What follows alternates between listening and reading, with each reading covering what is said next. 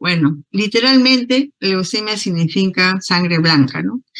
Y es una proliferación incontrolada de células linfoides, todas inmaduras, esas que llamamos blastos y que al final llegan a constituir más del 20% de la médula.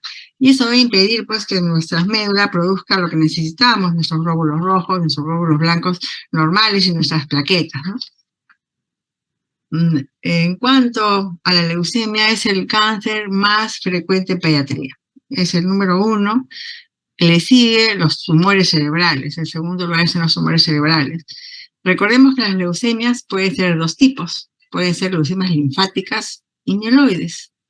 Las linfáticas es el mayor porcentaje que tenemos en niños. Y a la vez, las linfáticas pueden ser de dos tipos, del linaje B y del linaje T. También el linaje B es el más frecuente en nuestros niños, ¿no? Puede ser en ambos sexos y de todas las edades desde el nacimiento. Pero la mayor incidencia está entre los 2 y 5 años. Y es una edad buena porque es una edad que tiene mejor pronóstico a la leucemia, ¿no? En los últimos años han habido muchos avances, sobre todo para el diagnóstico, para identificar bien la leucemia y ver lo que pasa en el tratamiento, lo cual a nivel de primer mundo, sobre todo, se ha disminuido mucho la mortalidad en esta patología. Acá acordemos nuestras células madre y dónde van, cómo es la formación, eso recordemos un poco, ¿no? La mieloide, que tenemos las plaquetas, los glóbulos rojos, los glóbulos blancos, los monoblastos, y la linfoide con los linfoblastos, y ahí es donde tenemos la proliferación de los blastos, que va a hacer que las otras células no puedan producirse en la médula. En cuanto a la teoría, realmente no sabemos por qué se produce, pero hay muchos debates, ¿no?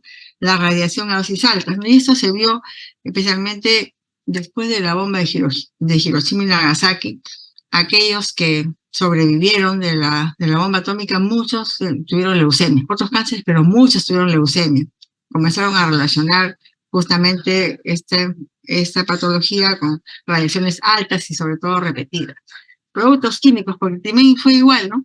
En una fábrica de benceno, se comenzó a ver que muchos trabajadores de la fábrica de benceno comenzaban a tener cáncer, entonces también se hizo una relación entre esta enfermedad y los productos derivados del benceno. Pero también hay otros agentes alquilantes, y muchos de ellos que usamos como quimioterapia en otros cánceres, ¿no? Entonces va a haber pacientes que tienen otros cánceres que reciben quimioterapia y va a hacer que esto lo sea susceptible a posteriormente tener leucemia, ¿no? Algunos expertos dicen que la leucemia es una reacción, una respuesta anormal a una infección. Es una teoría que también anda por ahí. Tenemos que la leucemia también le encontramos que está asociada a otros trastornos genéticos. Ayer que hemos visto el síndrome de Down, 20% más de posibilidades en un paciente con síndrome de Down. Pero también otros síndromes como el de Bloom, anemia de Fanconi, ataxia telangiectasia, neofibromatosis. Ellos tienen más posibilidades de hacer leucemias también.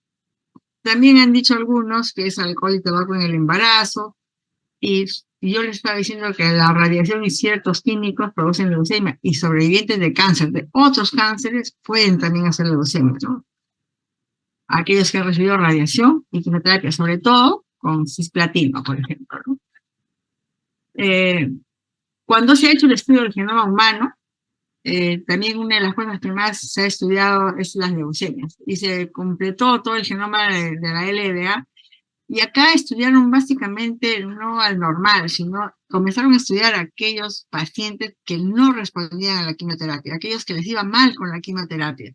Entonces, para ver qué pasaba, por qué estos pacientes no respondían, y aquellos que consideramos de alto riesgo. Y se encontró que había un montón de no un montón, pero había varias mutaciones genéticas que estaban asociadas al mal pronóstico, ¿no? Entonces comenzaron a ver que algunos tenían esa proteína Icarus, que es mal pronóstico, el PAC5, mal pronóstico, incluso una alteración en el gen P53. Este gen, el guardián del genoma, es muy importante porque es la proteína que es supresora de tumores, especialmente es la encargada de cuando un gen está mal, hacer la apoptosis, o si un gen está mal, reparación. Y esto también está alterado en esos pacientes que no respondían a la quimioterapia.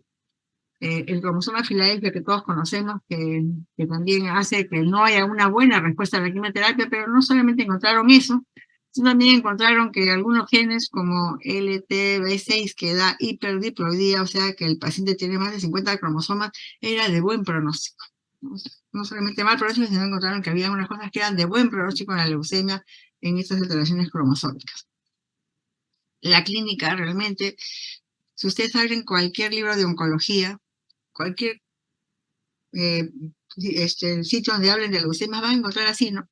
Intensidad y presentación de síntomas es variable, en días, semanas, puede iniciar con gripe, fiebre, dolor, no hay, como hemos aprendido, periodo de incubación, periodo de prodromos, nada.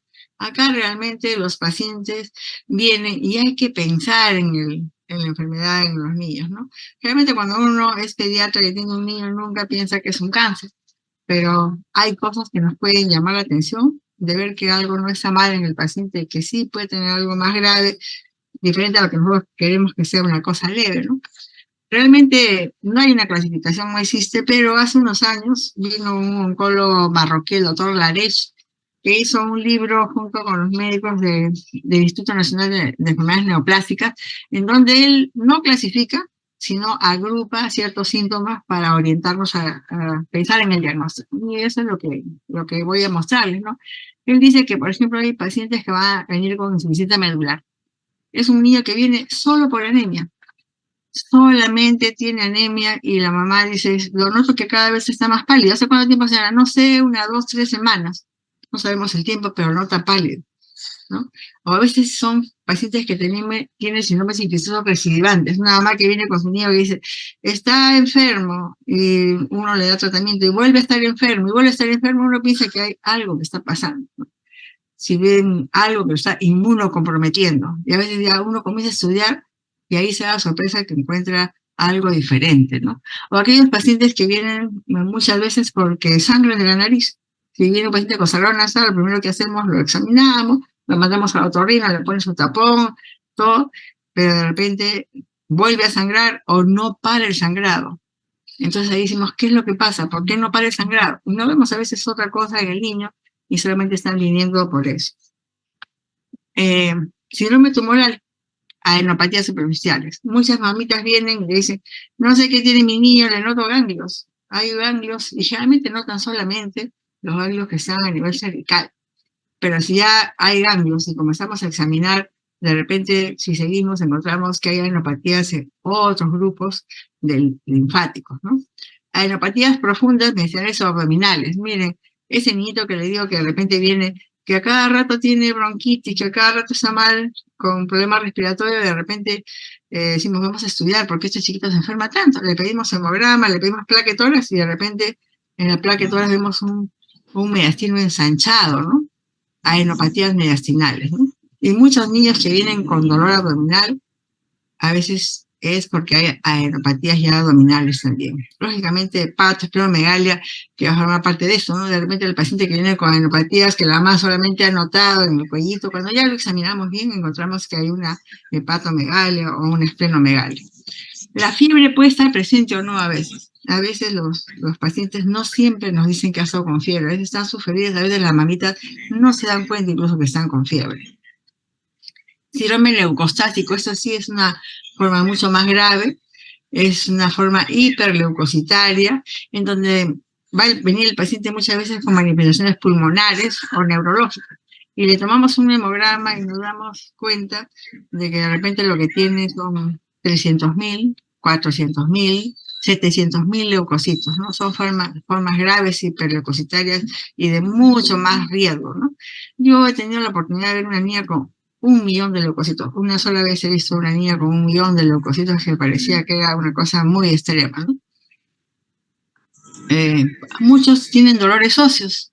Y acá, por ejemplo, son dolores espontáneos que se propagan a la presión, pero hemos dicho que la leucemia es más frecuente de los 2, 6, 7 años, y a esa edad, cuando un niño dice, le duelen las piernas, dice, dolor de crecimiento, dolor de crecimiento. Muchos niños que vienen, y ya los vemos que vienen con más de una manifestación que el dolor de las piernitas, dolor articular, han ido varias veces al médico y lo que les han dicho es, es dolor de crecimiento. Y el niño se llama como dice, dolor de crecimiento. Y de repente ya aparecieron otros síntomas como PT, que hace adenopatía, y ya pues no era un dolor de crecimiento.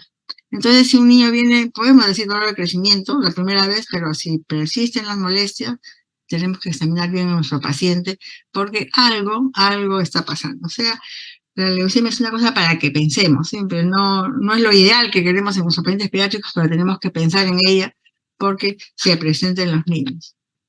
Ahora, lógicamente que hay pacientes, que puede haber infiltración de otros órganos, cuando a veces pasa el tiempo, no hay el diagnóstico, o aquellos pacientes que están en tratamiento y que recaen. Entonces, en ellos vamos a encontrar eh, infiltración en otros órganos, ¿no? Por ejemplo, una MEC leucémica, una meningitis leucémica. El niño es una cefalea febril, puede haber vómitos o no, y hay alteración de los planes craneales. Hacemos PL y lo que encontramos son células neoplásicas, ¿no? En los varones hay que tener cuidado. Testículos de consistencia dura, aumentados, con nódulos dolorosos, posiblemente sea una infiltración de leucemia, ¿no? Hay tumores que llamamos cloromas, ¿no?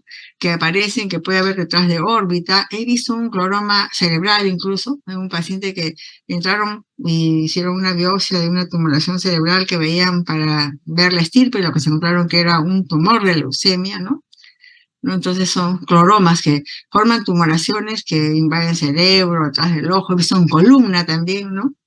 Luego mucosas con infiltración gingival, aunque esto es más en las leucemias mieloides, ¿no? En la piel, nódulos subcutáneos, y es por infiltración nodular de la dermis. Y esta característica de la piel es básicamente en los lactantes, ¿no? En los niños muy pequeñitos, ¿no? Cuando hemos dicho que la leucemia puede ser a cualquier edad, si el niño tiene 2, 3 meses, de repente vamos a encontrar esos nódulos cutáneos de infiltración, que básicamente es niño pequeño. Y lógicamente, que se infiltra hígado, infiltra vaso, infiltra cerebro, también pues infiltra riñón, infiltra corazón. La leucemia en menores de 1 año es una cosa problemática y agresiva. Normalmente es muy agresiva. Y realmente cuando a veces se ve por primera vez al paciente, va a tener más de 50.000 leucocitos, va a tener visceromegalia importante y va a tener ese compromiso que hemos dicho de partes blancas por infiltración, ¿no? Y es que estos niños que se encontró que son menores de 1 año, tienen un gen muy agresivo, que es el MLL o KMT2Z, que da mucho riesgo de recaídas, ¿no?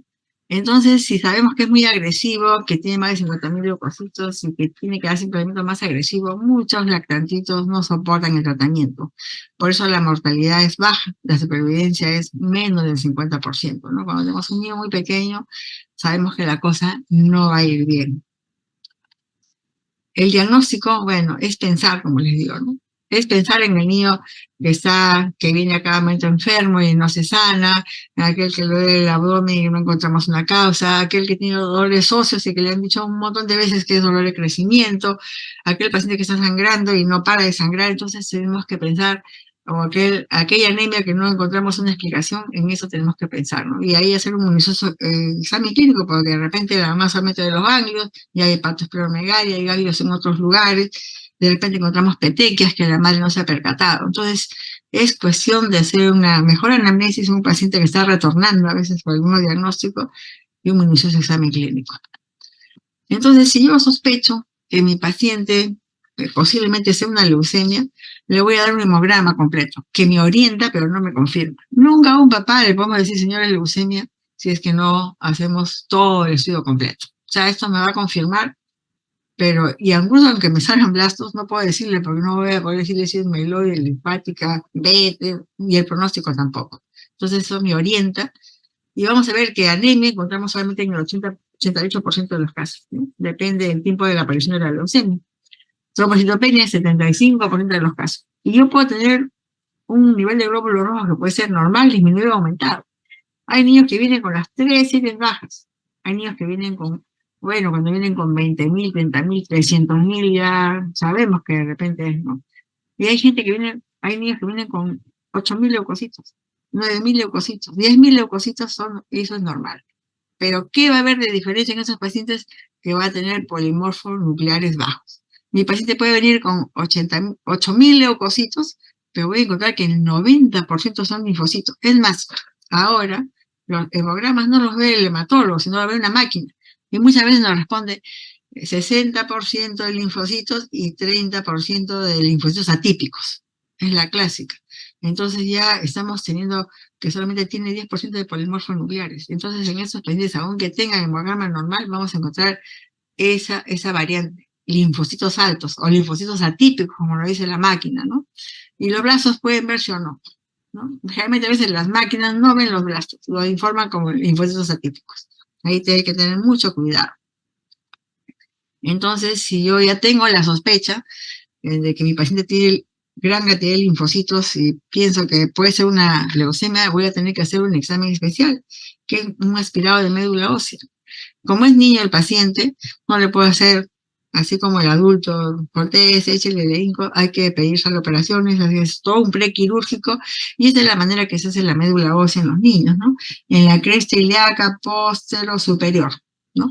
Ahí se entra con esa aguja especial y se hace dos cosas, aspirado de médula ósea y biopsia de hueso. En algunos casos espirales, incluso la biopsia de hueso va a ser importante, ¿no? Y más tres cosas, porque aprovecho si ya pinché, incluso hago mi examen genético, porque hemos visto que la genética también tiene mucha importancia en la leucemia. Entonces voy a hacer mi aspirado, mi biopsia y mi genética, ¿no? Si el paciente es grandecito, le hago acá en la cresta ilíaca, pero si tratar un lactantito, al lactantito no se le puede hacer en cresta ilíaca, se le hace en la tibia anterior. Igual en el mismo sitio donde se hacen las intraóseas, ahí se entra y de ahí se saca la médula cuando son pequeñitos en los lactantes. Entonces, la médula ósea, ¿qué me sirve? Realmente para confirmar recién el diagnóstico, ¿no? Antiguamente se hacía una clasificación que era French, American, British, o sea, una clasificación que hacían los hematólogos, veían, ¿no? Y te clasificaban que era L1, L2 y L3 según la morfología, y las amiloides era la M1 a la M7. Pero había a veces algunos problemas de no identificación. Entonces, felizmente eso ya hace muchos años ha superado y ahora la confirmación exacta, la precisión del diagnóstico la va a dar la citometría de flujo, la inmunohistoquímica. Realmente lo que usamos es citometría de flujo, ¿no? Que es una identificación por medio de anticuerpos monoclonales específicos, ¿no? Que nos van a decir si es linfático o mieloide. Entonces ya sabemos, ¿es linfática o es mieloide? Con certeza. Y encima, si es linfática, nos va a decir de qué linaje es, ¿no? Si vamos a ver que tenemos CD19, 79 o 22, decimos linaje B. Y si tenemos CD3, CD2, CD7 y CD5, decimos linaje T. Entonces, ahí vamos a tener exactamente a qué nos estamos enfrentando. Y hemos dicho que dos cosas mandamos, ¿no? Mi médula ósea para mi citometría de flujo, ¿no? Y también para genética, que vamos a ver. Ahora, la citometría de flujo también nos sirve para otras cosas, como para calcular el ADN que tienen las células leucémicas. Dice que una célula tiene que tener más o menos un valor normal de 1.16. Cuando la cantidad de ADN es más alta, se supone que esas células van a ser más sensibles a la quimioterapia. Entonces, también nos avisa cómo va a ir nuestro paciente de repente. Y al final también nos sirve para ver cómo va nuestro paciente en la quimioterapia, ¿no? Yo doy quimioterapia y quiero saber si realmente mi paciente está respondiendo. Y para eso es bueno calcular la enfermedad residual mínima. Y eso solamente se puede calcular con laboratorios muy sensibles. Y citometría de flujo es una cosa muy sensible para calcular la enfermedad residual mínima y saber cómo voy en el tratamiento de mi paciente. Y hemos dicho el estudio genético.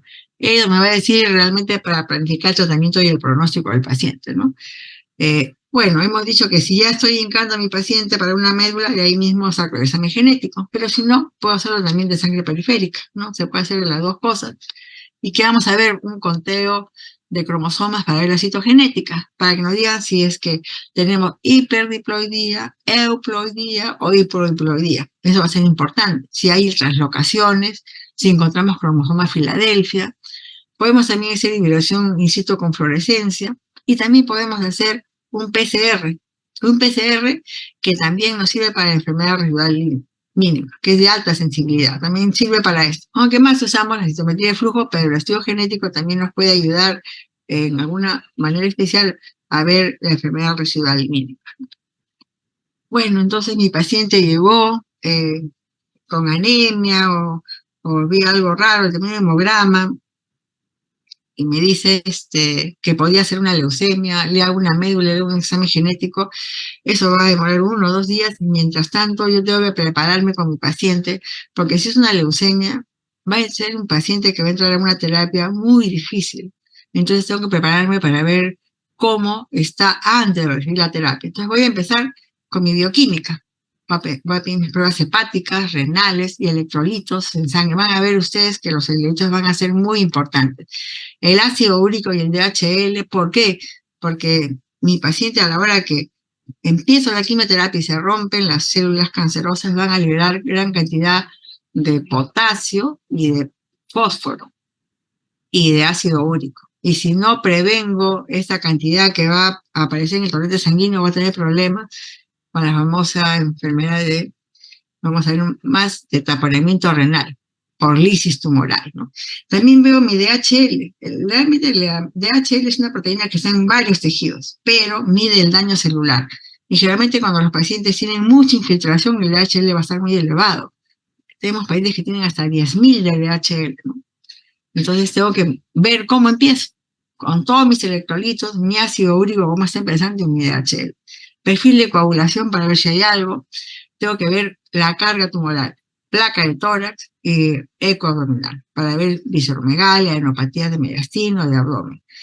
Bueno, si mi paciente viniera con signos neurológicos, tendría que hacer una APL para ver si hay una infiltración del sistema nervioso central, ¿no? EKG, evaluación cardiológica, porque muchas de las drogas que voy a poner a veces afectan el corazón. Entonces tengo que saber cómo está al inicio de mi corazón y voy a tener que hacer un seguimiento de eso, ¿no? Fondo de ojo para ver si hay infiltrados leucémicos. Y serología, porque a la hora que empiezo la quimioterapia tengo que estar muy seguro de que mi paciente no tiene ninguna enfermedad. De repente yo puedo ver pulmones, abdomen, todo, pero hay cosas como la hepatitis B o C, el TOR, el HIV, estos virus tengo que valorarlos, ¿no? HTLV1, también HTLV2, ¿no? Hay que pedir para estar seguro de que no tiene esto, porque a la hora que yo pongo al paciente inmunocomprometido, esto va a hacer que salga la enfermedad y va a ser peor, ¿no? Parásitos en heces, miren, aunque aquí en Lima no tenemos un parásito muy importante que es para esto, el estrongiloides, pero recibimos pacientes después de todo el Perú, no sé cómo va, y el estrongiloides que es un parásito digestivo, recuerden ustedes, tiene una cosa muy especial con los pacientes con inmunosupresión y que reciben corticoides a altas dosis, como van a hacer estos pacientes, ¿no? Cuando un paciente tiene estrongiloides, que recuerden, el estrongiloides es un parásito que ingresa por piel lesionada, va al torrente sanguíneo, sube, atraviesa el alveolo pulmonar, ¿no? Y luego lo del gluten, en la noche sale la flema que sale del pulmón hacia la garganta, lo del gluten va al intestino. Entonces este paciente va a tener las larvas, las cosas, tanto en el pulmón como en el intestino. Y no se sabe realmente por qué la fisiopatología, pero en los inmunocomprometidos y en los pacientes que reciben corticoides altas dosis, hay una hiperinfestación, una hiperinfección de estrongiloides. Realmente, como decían los hematólogos, los estrongiloides se vuelven locos, ¿no? Aumenta en una cantidad impresionante y el paciente comienza con dolor abdominal, diarrea, vómito, fiebre y sobre todo con problemas respiratorios, neumonías graves con hemoptisis y que es de una mortalidad alta, ¿no? Entonces tengo que hacer mi examen parasitológico para estar segura de que no tengo ningún parásito, especialmente el estrongiloide. Y aunque no crean, lo que más nos demora a veces empezar la quimioterapia es la evaluación odontológica, porque el otorrino viene, examina y no encuentra mucho, pero en nuestro país abre la boquita y ve que el paciente tiene caries, tiene abscesos dentales, y cuando el paciente está inmunocomprometido está prohibido hacer ningún tratamiento invasivo. Ya no le puede entrar a hacer curaciones. Entonces tenemos que curar los dientes o sacar los dientes antes de empezar la quimioterapia. Todo eso hago mientras estoy esperando que me vengan los resultados de la citometría del flujo y mi examen genético. Entonces ya estoy preparándome para mi paciente que posiblemente es una leucemia y va a tener que tener tratamiento. Diagnóstico diferenciales, bueno, con algunas patologías, realmente. La RJ, por ejemplo. La RJ viene juvenil, ¿no?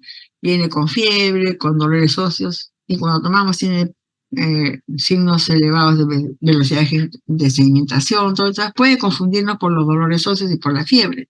La osteomielitis, cuando esos dolores que les digo de crecimiento, y no solamente la osteomielitis, ¿no? Los osteosarcomas también, ¿no? Acá muchas veces hay niños que les han dicho dolor de crecimiento de un osteosarcoma. Hay que tener mucho cuidado con sus dolores óseos, ¿no? Las presas medulares citopenias, ¿no? Porque hay pacientes con leucemia que llegan con todo bajo, 3.000 leucocitos, hemoglobina 8, 9 y plaquetas 75.000. Entonces ya, ¿qué queremos con el paciente? No sabemos si es una aplasia o no sabemos si es una leucemia. Y aquí es importante la médula ósea, hacer el estudio de médula ósea, pero con biopsia de hueso. Porque en la aplasia medular lo que se va a encontrar en la biopsia de hueso es fibrosis. Lo que pasa es que no está produciendo. Entonces, por eso es que le digo que se para sacar la médula y hacer biopsia de hueso, ¿no? La mononucleosis infecciosa, esa es la que más nos confunde. Fiebre, dolor de garganta, enopatía, visceromegalia, tiene todo. Y les voy a decir que a veces con suerte ha habido pacientes que han ido hasta, tomamos el hemograma y tiene leucocitos con linfocitosis importante también. Hay pacientes que hemos tenido que han ido a médula ósea y para buena suerte no era leucemia, era una mononucleosis, ¿no? Eso nos ha pasado a nosotros, ¿no? Una PTI, ¿no? Muchas leucemias pueden empezar con PTI. Hay que tener cuidado con esos PTI, siempre ver bien el paciente, hacer una evaluación, porque a veces solamente el paciente puede empezar solamente con plaquetas bajas, ¿no? Aunque es más lejano la leishmaniasis cutánea, pero también igual tiene fiebre, palidez, citopenias, pleuromegalia, también tiene unos síntomas muy parecidos. Y lógicamente metástasis de otros tumores. El linfoma, en oncología cada tumor tiene un protocolo diferente, ¿no? El linfoma tiene su protocolo de tratamiento diferente, pero si tenemos un linfoma que invade médula ósea, cambia de esquema. Se tiene que manejar como si fuera una leucemia. Los linfomas que invaden médula son manejados con protocolo de leucemia, ya no con protocolo de linfoma. Entonces tenemos nuestro paciente y tenemos que ver en él los factores de riesgo, ¿no? ¿Qué factores de riesgo va a haber en los niños? Uno, la edad. Si tienen más de un año y hasta 9 años, se dice que esos niños son los que van bien, los que van, es un bajo riesgo, los que van a responder. Los que tienen más de 10 años son de alto riesgo. Hay que vigilar más y hay que estudiar más. Y los que tienen menos de un año son de muy, muy alto riesgo. Ya les he explicado que tienen un gen que hace que no respondan a la terapia adecuadamente y por eso, como son de alto riesgo, hay que dar una quimioterapia mucho más intensa y a veces esos niños no resisten la quimioterapia, ¿no? Igual, ¿cuánto están los glóbulos blancos cuando hacemos el diagnóstico? Si el paciente tiene menos de 50.000 glóbulos blancos, es bajo riesgo. Pero aquí encontramos 100.000, 200.000, 300.000, 400.000, es de alto riesgo. El inmunofenotipo. Las células B tienen una mejor respuesta al tratamiento que las células T. Pronóstico menos favorable, ¿no? El número de cromosomas que vemos, ¿no? Hemos dicho que una de las cosas que nos da información el examen genético es el número de cromosomas. La hiperdiploidía, más de 50 cromosomas, especialmente si el cromosoma adicional es 14, 10 o 17, es un mejor pronóstico. Va a responder mejor a la terapia. No así aquellos que tienen menos de 44 cromosomas. Entonces ya la genética nos va dando algunos alcances sobre cómo puede ir nuestro paciente. También las translocaciones. Ya puede ser que no tenga el paciente ninguna cosa que nos diga el examen genético, pero a veces sí nos informa, ¿no? Las translocaciones. 12-21, mejor pronóstico. El Filadelfia, pronóstico menos favorable porque también responde menos a la quimioterapia. Aunque, como hemos dicho, hay muchos avances en esos trastornos de leucemia y ahora pues hay un fármaco que se llama el imatinib que le ponemos para que haya una mejor respuesta a la quimioterapia, ¿no? Eso está adelantando, ¿no? Igual, la translocación 4, 17, 11, perdón, es menos favorable. El sexo masculino. ¿Por qué es menos favorable? Porque vamos a ver que la leucemia le gusta recaer especialmente en dos lugares, especialmente, que es el cerebro y los testículos. Y los varones tienen las dos cosas, las mujeres tenemos una nada más. Entonces, mayor riesgo por las recaídas en el testículo, ¿no? Entonces, a nuestros pacientes que tienen leucemia tenemos que revisarlos por completo, incluidos los genitales también. por esas predisposiciones genéticas, las mutaciones que les he dicho, ¿no? Esas mutaciones que también son las que hacen más pronóstico, ¿no? Tener otra malformación genética asociada como síndrome de Bloom y síndrome de Down también, el pronóstico es más difícil en estos pacientes. Y una cosa que vamos a saber cuando demos tratamiento, la respuesta al tratamiento inicial. Lo ideal es que empecemos el tratamiento y que a las 2 semanas el paciente esté en remisión. Entonces, si empiezo mi tratamiento, vamos a ver que el tratamiento inicial es un mes entero. Que a los 15 días todo mi examen el paciente tiene una buena remisión, ese paciente va a ir bien. Pero si al mes todavía mi paciente está con blastos, quiere decir que mi paciente de repente no va a ir tan bien. Entonces vamos a ver el tratamiento. Realmente hay varios protocolos. La mayor parte de niños viene entre los 2 y los 10 años, viene con leucemia celular B, sin gran carga tumoral, vienen sin translocaciones, vienen de repente con hipodiplodía o normal, entonces son pacientes que tienen un pronóstico normal y en eso es el tratamiento estándar, ¿no? Y ahí el paciente es un paciente de alto riesgo o que tiene alguna cromosomopatía asociada, de repente ellos van a un protocolo paralelos, otros protocolos.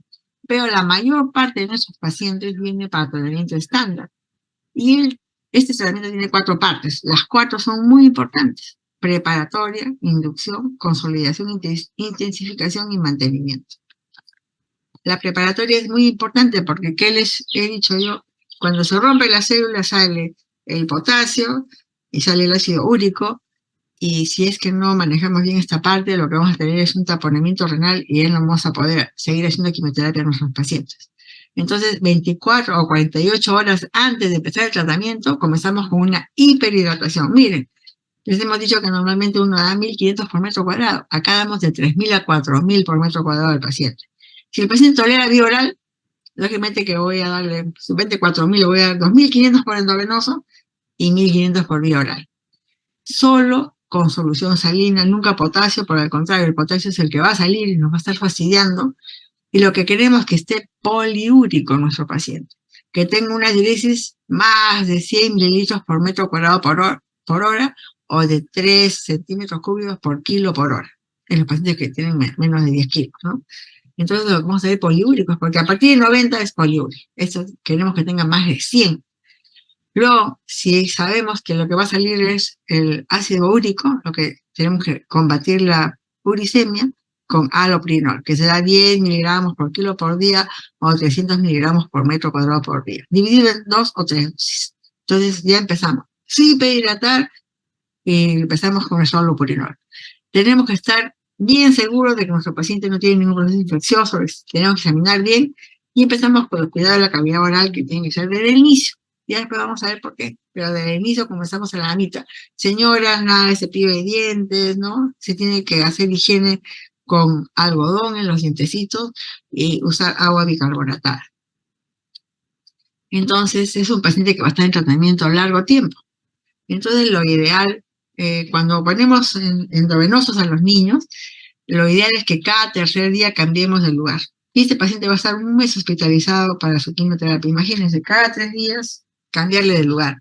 Realmente los niños sufren mucho, así que lo ideal es en esos niños poner lo que llamamos el catéter PORT o puerto subcutáneo. Ahí ven ustedes, esto entran ahí en la parte del tórax, entran los vasculares y ponen este catéter que van a estar viendo ustedes, que es como un disco con una parte central, y lo colocan de frente a la subclavia. Y tienen unas agujas especiales, como la que están viendo acá, es una agujita que es una agujita especial. Entonces ya no se tiene que pinchar al niño. Por ahí le damos la quimioterapia y la hidratación. Solamente viene el niño, identificamos dónde está el catéter, el port, la cabecita del port, y ahí ponemos la agujita, ¿no? Y el niño no se le está buscando vena ni pinchando, ¿no? Porque incluso las drogas quimioterápicas a veces provocan que las venas se colapsen, se malogren, entonces las enfermedades a veces tienen que estar pinchando muchas veces a los niños. Lo ideal es empezar poniendo nuestro catéter port. Entonces ya tenemos la primera parte y vamos a empezar Ya tenemos la preparatoria, tenemos la inducción que dura 28 días. Es una terapia intensiva con fármacos que están dirigidos a obtener una reducción de blastos al menos del 5% en la médula ósea. Se usan diferentes drogas, vincristina, doxorubicina, naumicina, asparginasa y prednisona, que sea todos los días. Damos 28 días de prednisona. Por eso es que decía, con los parásitos y con los estronfiloides hay que tener cuidado, ¿no? Y empezamos con algo especial, profilaxis sistema nervioso central, con metotrexate, hidrocortisona y citalopina, ¿no? Empezamos ahí. Y esta quimioterapia nos va a acompañar todo el tratamiento del paciente. El tratamiento realmente son 3 años. 3 años de tratamiento. Y todo el tratamiento vamos a estar haciendo quimioterapia y sistema nervioso central. Luego viene la terapia de consolidación, ¿no? Que son 6 meses. O sea, el paciente pasa el mes, se va a su casa, recibe semanalmente las drogas, o el mes de corticoides, va a casa y va a tener esa consolidación que es para que la médula ósea quede libre de células leucémicas residuales y evitar recaídas. Son 6 bloques, uno mensual, con diferentes drogas que se van alternando, 6 mercaptopurina, citalabina, ciclofosfamida, propósito, metotrexate y ARAC. Acá hay que tener cuidado con el ARAC, porque el ARAC es una de las drogas que más provoca que el paciente llegue realmente con leucocitos muy bajos, ¿no? Entonces ya sabemos que si ahora recibido ARAC, el paciente puede hacer neutropenias severas, ¿no? Y cada vez que viene, quimioterapia intratecal. Luego que pasa eso, los 6 meses, va a comenzar el mantenimiento, que son 130 semanas. 3 años de tratamiento. Para destruir todo lo que queda y hacer que el paciente siga en remisión. Ahí es más fácil porque se da 6 mercaptopurina vía oral todos los días y una vez a la semana metotrexate. Pero quimioterapia intratecal cada 12 semanas. La quimioterapia intratecal nos va a acompañar los 3 años de tratamiento. ¿Qué medidas coadyuvantes tenemos, no? Primero, el paciente, bueno, va a entrar pues en neutropenia severa muchas veces, especialmente con el ARAC que les digo yo. Entonces tienes que tener aislamiento especial, tiene que aprender que no puede cuando va a su casa. Ya las mamitas en el mes que se queda en la terapia de inducción aprenden, ¿no?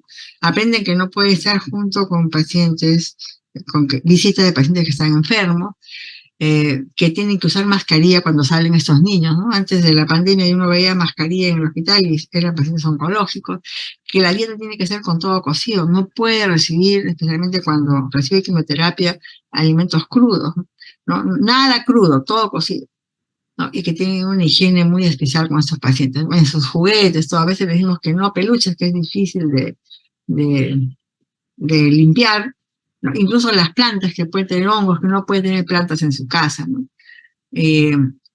Medidas ayudantes va a ser transporte de transfusiones que tiene que conseguir donantes, ¿no?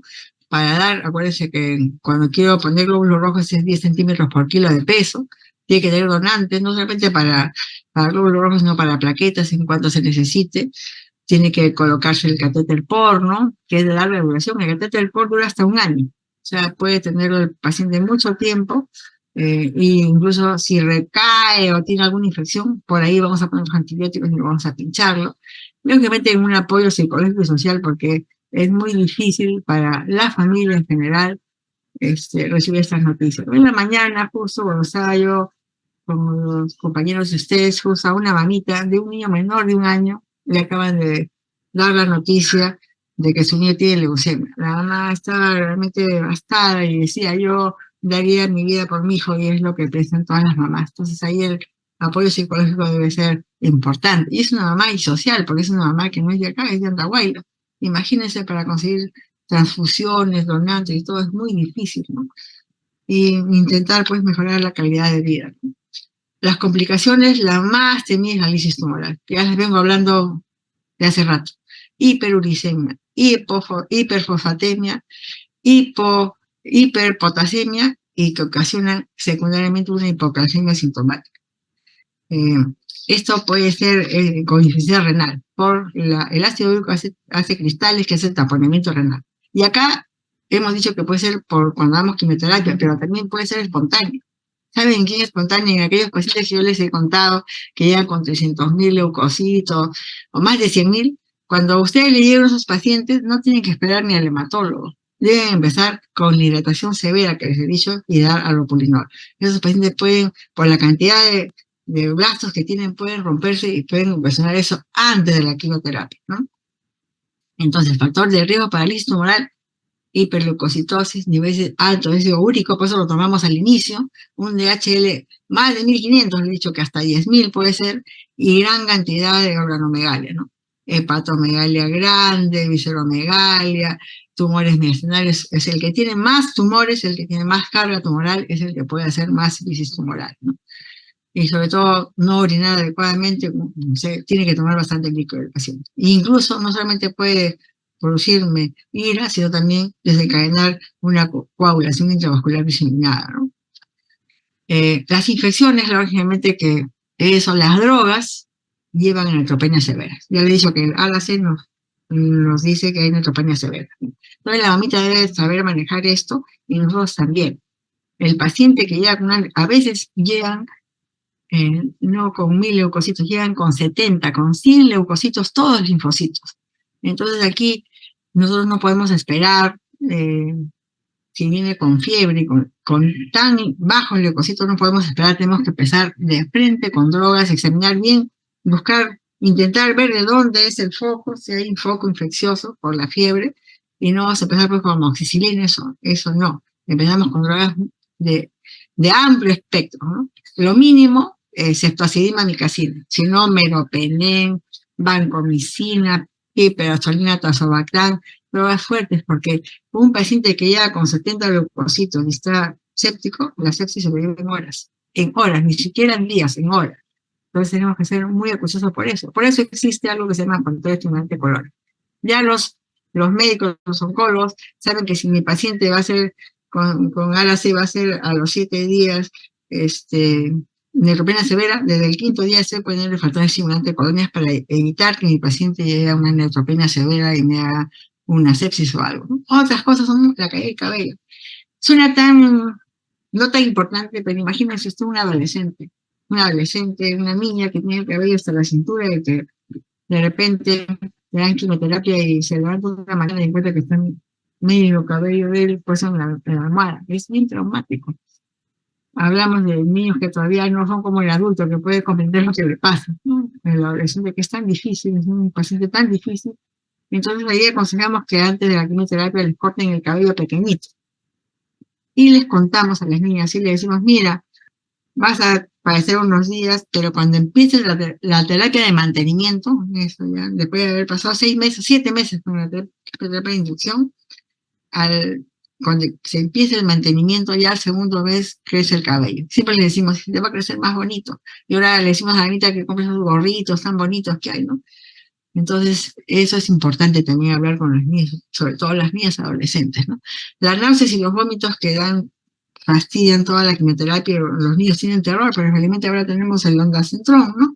Que es un antagonista del receptor de serotonina, y especialmente para esto la dosis es 0.15 por kilo, y ya se lo ponemos a los niños para que no sientan ese temor por la quimioterapia, por las náuseas y vómitos importantes. Antes, cuando no había esto, no se imagina que tuve un paciente que coleccionaba, no quería pasar la saliva, coleccionaba la saliva que teníamos que ponerla dentro de su balance, y bueno, 1 litro de saliva. No querían ni pasar la saliva. La pérdida de apetito, que es importante, esos niños, por depresión y por la quimioterapia, ¿no? Las úlceras en la boca. Les hablé que del inicio hay que hacer higiene, porque esos niños hacen mucositis, ¿no? Lesiones severas de boca y que siempre están con honguitos, ¿no? Con cándida. Entonces a las mamitas se les enseña al principio que tiene que hacer higiene con agua bicarbonatada para cambiar el pH y estar atento a que aparezca cándida en la boquita y hagan una mucositis severa que les va a impedir comer, ¿no? En que la pérdida de apetito es lógico, ¿no? Depresión más quimioterapia. Entonces aquí nos valemos de las fórmulas poliméricas, ¿no? Esas como el Pediasure, ¿no? Fórmulas parecidas para poder sostener a los niños, ¿no? Y el sangrado, ¿no? Y acá debemos de evitar los donantes parentales, ¿no? No debemos de evitar a toda costa de que sea el papá o los hermanos los que donen, o la familia, porque si este paciente no va bien y va a requerir médula ósea, si el papá o los hermanos han donado, se vuelven no candidatos para ser donantes de médula ósea y van a ser los más parecidos al paciente.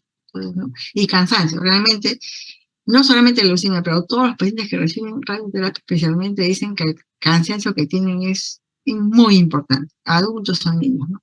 No saben, pero están cansados permanentemente.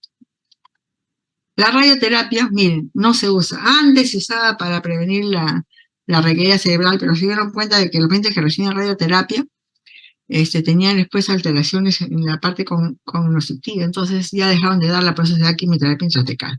Pero si mi paciente hace una diseminación al cerebro o a los testículos, sí tengo que usar radioterapia. Es la única manera de combatir esto. Y se usa también radioterapia cuando preparamos para la médula ósea. El trasplante de médula ósea, universalmente, el tratamiento de la leucemia, y bien claro, es con quimioterapia. El trasplante de médula ósea solamente está, en la leucemia linfática me refiero, solamente está reservado para aquellos que tienen una leucemia que no es curable con la quimioterapia clásica, pero eso es universal. En otras leucemias como la mieloide, sí es para trasplante de médula ósea, pero la linfática no, solamente aquellos que no se curan por quimioterapia clásica, eso es a nivel. ¿Y quién es el ideal para el trasplante? Es nuestro hermano, porque con el hermano recibimos los mismos genes, el papá y la mamá, ¿no? Nuestros padres han recibido de los suyos, pero nuestros hermanos son más parecidos, ¿no? Y aún así a veces tenemos que los hermanos pueden no ser parecidos. Por eso decimos que los donantes de sangre pueden ser ni los hermanos ni los padres, ¿no? Porque estamos limitándonos. Aquí ya no pueden ser porque van a ser anticuerpos contra los donantes que han sido ellos, ¿no? Entonces nunca los donantes de sangre deben ser los padres o los hermanos. Y para el trasplante el paciente puede recibir una irradiación total general en todo el cuerpo con alta dosis de quimioterapia para dejar una médula sin nada. Y se le coloca la médula denolante endovenosa. Refieren que da muchas molestias, es un procedimiento delicado. Y el paciente le pone la médula, pero todavía hay que esperar que prenda esa médula, que dura, dicen, aproximadamente de 8 a 10 días. En esa época el paciente está con una médula en cero. Entonces tiene que estar con un aislamiento tan severo para evitar que haga infecciones, especialmente con riesgo de que haga con los gérmenes más peligrosos como son el citomegalovirus, el aspergillus, el pneumocitis carini, el herpes, ¿no? Tiene que estar realmente el niño o el paciente en general en un aislamiento severo, ¿no? El riesgo de rechazo puede ocurrir en un 30%. Y he visto, ¿no?, pacientes que les han hecho trasplante de médula ósea y han regresado a los 6 meses nuevamente con leucemia, ¿no? No sabemos por qué pasa eso, pero sí sucede. Por eso es que es un tratamiento muy agresivo y que no es que 100% mi paciente no va a tener nada. Hay el riesgo del rechazo o de la recaída, ¿no? Y a largo plazo, si hemos dicho que la radioterapia, o recibir mucha radioterapia, o recibir muchas drogas quimioterápicas es riesgo para cáncer, entonces ellos también a largo plazo, los que han tenido trasplante por la radioterapia y la quimioterapia tan agresiva que han recibido tienen chance de repente a largo plazo de hacer otros cánceres como melanomas, cáncer de tiroides, cáncer del cerebro, ¿no? No está exenta de tener problemas, ¿no? La supervivencia, dice que la supervivencia, no se habla de curación en cáncer, ¿no? No se habla de curación generalmente, sino se habla de supervivencia, ¿no? Entonces, la tasa de supervivencia se refiere al porcentaje de niños que viven más de 5 años después que se hizo el diagnóstico. Y realmente, en el mundo avanzado, es bastante, es casi el 90%. Acá en Perú estamos creo que en 60, creo que la última estadística era 55. Pero mucho es porque, miren, ¿dónde es la quimioterapia? Casi en Lima. Entonces, el paciente que está en tratamiento de mantenimiento, como el papá lo ve bien, y vive en Apurímac, en Huancavelic, que no sé dónde, dice, ¿para qué voy a ir si lo veo bien? Abandone el tratamiento. Y sobre todo que la quimioterapia también debe ser una cosa que debe ser exacta. No vienen al tiempo porque no consiguieron un carro, porque tenían que venir a los hijitos. Entonces, a veces no tenemos la facilidad, y muchas veces por la lejanía de que el paciente cumpla con la quimioterapia, ¿no? Se considera que el niño que tiene más de 5 años libre de recaída es como que terapia. Y lógicamente hemos dicho que hay muchos avances, ¿no? Hay un tratamiento, pero todavía estaba leyendo que es un TCAR, que es haciendo en adultos, que a las células T les ponen un receptor quimérico para que destruyan las células cancerosas, o sea, le sacan la célula T al adulto y le ponen un receptor quimérico y este va a destruir células cancerosas. Está en adultos, pero eso que tiene muchos todavía efectos secundarios que seguro están viendo cómo manejarlos. Todavía no se den niños, pero hay eso, que sería ideal realmente, ¿no? Que me pongan una célula que va y me come y me desaparece la célula cancerosa.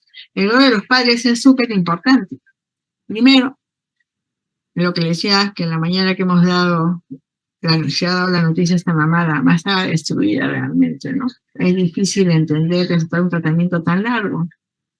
La mamá me decía, soy de Andahuaylas, de Huancavelica, creo. ¿Cómo voy a hacer? Me decía, y tiene razón, ¿no? Y el tratamiento requiere que los padres sepan que tienen que tener una secuencia estricta, ¿no? Sin descansos para lograr que sea eso. Y ahí es la falla. A veces los ven bien y ya no vienen, ¿no?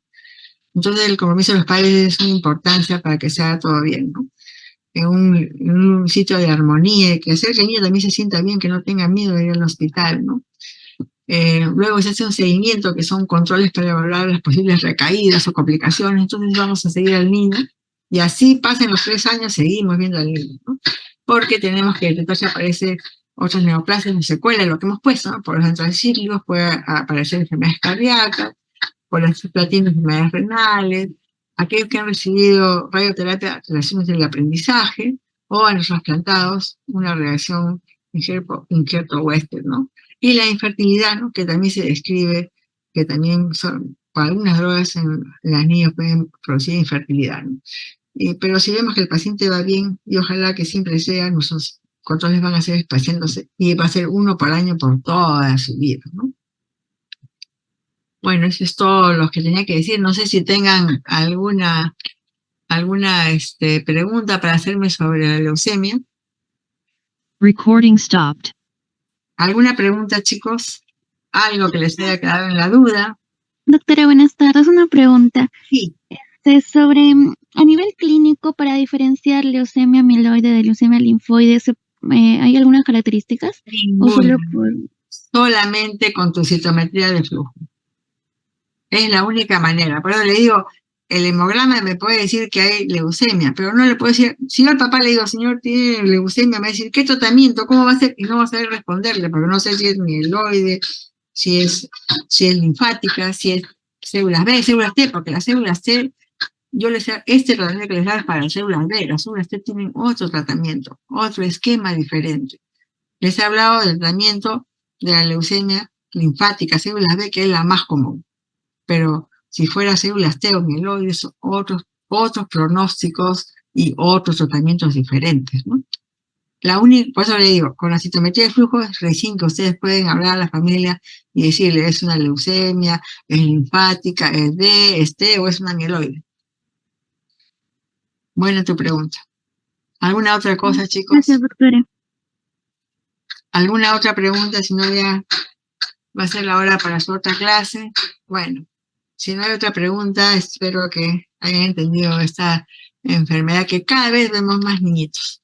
Hasta luego. Buenas tardes. Gracias, doctora. Gracias, doctora.